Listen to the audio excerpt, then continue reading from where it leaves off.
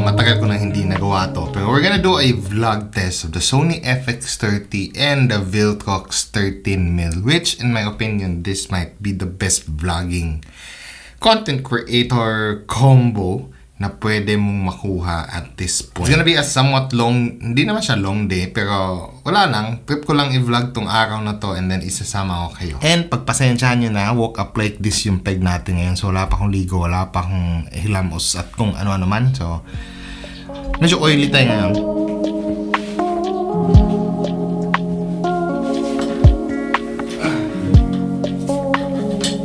So yung una natin gagawin today is ibibenta natin itong Tamron 20-40 and itong Rode Video Mic Go 2. Well, actually binayaran na to and i-drop off ko na lang sa LBC kasi sarado sila nung Holy Thursday and Good Friday. Ngayon it is already Saturday, so medyo matagal-tagal na yung naghintay yung mga buyer. And then pupunta din ako sa sa vet kasi yung isang puppy ko medyo I'm not sure anong nararamdaman pero hindi na kumakain for a couple of days, which is very alarming. And mamaya is pupunta din kami sa isang cafe dahil magko-consign sila ng banana saging, yung negosyo ko na sideline. So if you're interested, ayan yung link sa baba kung kailan or kung saan kayo makakabili. In return is isushoot ko na lang din yung cafe nila para sa J-Flow Cooks na food review. So for now, isa na lang yung lente ko. Kasi nung full frame ako, nasanay ako dito sa Tamron 20-40. And ngayon 13mm naman is equivalent to 20mm, kaya bibili ako ng 27mm na equivalent sa 40mm. Prime Gaming and Viltrox Gaming tayo ngayon, budget gaming.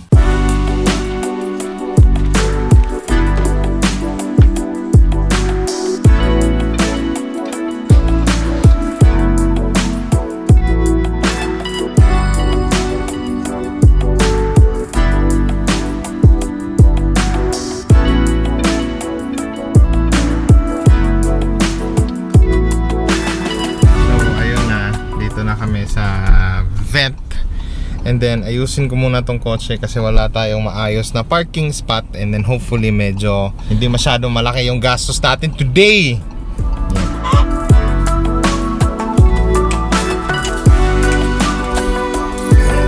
So di na ako nakapag-vlog kasi ito yung nangyari.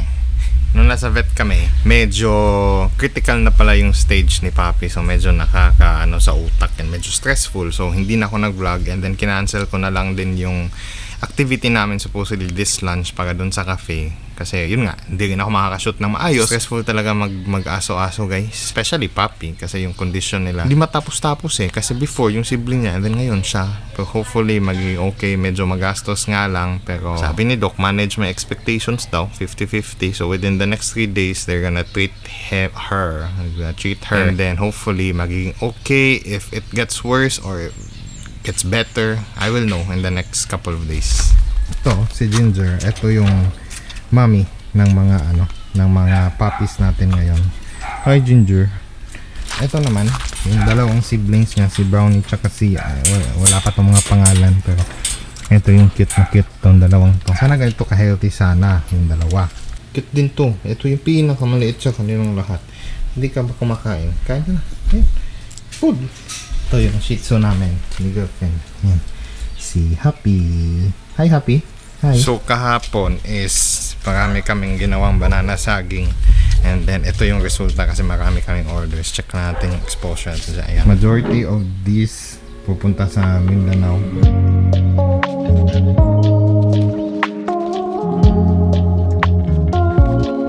The next thing na susubukan natin is yung stabilization naman netong FX30 and Viltrox, kasi walang stabilization yung lens pero may IBIS yung body natin. So ayan, lakad lang ako, normal walk talaga. Tapos yung IBIS natin is naka-standard lang. So the next thing is itatry natin yung active stabilization niya. Medyo magka-crop siya. I'm not sure the number kung magkano yung crop niya, pero tignan nyo na lang. So ito yung standard, ito yung active. So I think di naman masyadong grabe yung crop. I can extend my arm, pero medyo hassle and mabigat. Pero let me know. Pero the crop is fairly noticeable talaga. Sobrang init talaga. So the next thing we're gonna try out is yung slow motion naman neto. 4K 60, I heard it's very good, very usable and everything. 4K 120, yes, it can shoot up to 4K 120. Medyo dun ka na alanganin kasi very noisy daw yung footages, pero I'm not sure if it would be a factor kasi we are shooting in broad daylight like 12 noon talaga. So subukan muna natin sa 240. Di na ako mag-shoot ng 240 kasi 1080p lang daw tong 240, pero meron tong 240 fps.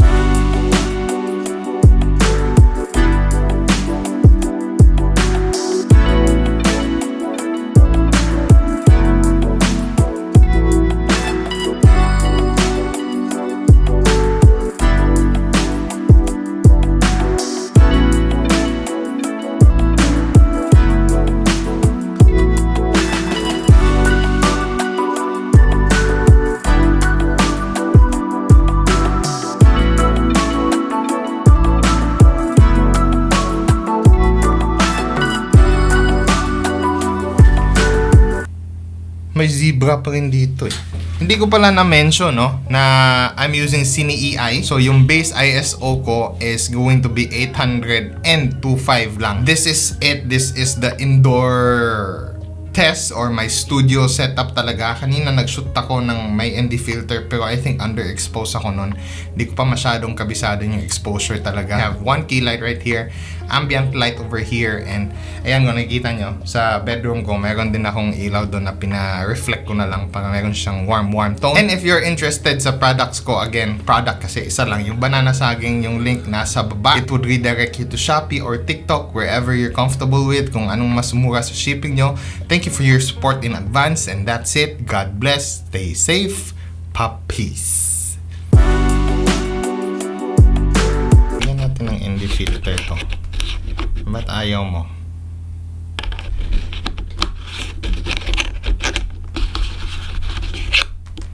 Punya.